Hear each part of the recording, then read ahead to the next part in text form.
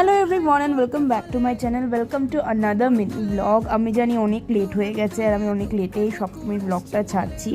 As a part of ritual now সপ্তমীতে ছিচড়দের সাথে বেরিয়েছিলাম আর ওই দিনকে খুব মজা হয়েছে। আমরা সেদিন যতগুলো বড় প্যান্ডেল আছে সেগুলো কভার করার চেষ্টা করেছিলাম। তো এখানে আমরা প্রথমে গেছিলাম আজাদিন ক্লাবে। প্রতিমাটা খুবই সুন্দর হয়েছিল। যখন গেছিলাম তখন ঠাকুরমশাই মাত্র সন্ধি পুজো শেষ করেছে। তারপরে হেঁটে চলে গেলাম অন্য একটা ক্লাবে, আমি ক্লাবটার নাম ভুলে গেছি। আর সেখানে আমরা সবাই মিলে একটুখানি ফ্যানের কাছে দাঁড়িয়ে দাঁড়িয়ে হাওয়া খাচ্ছিলাম। তো তারপরে আমরা গেলাম সৌভিকদের পাড়াতে। তো সেখানে সন্ধ্যা আরতি করছিল ঠাকুরমশাই।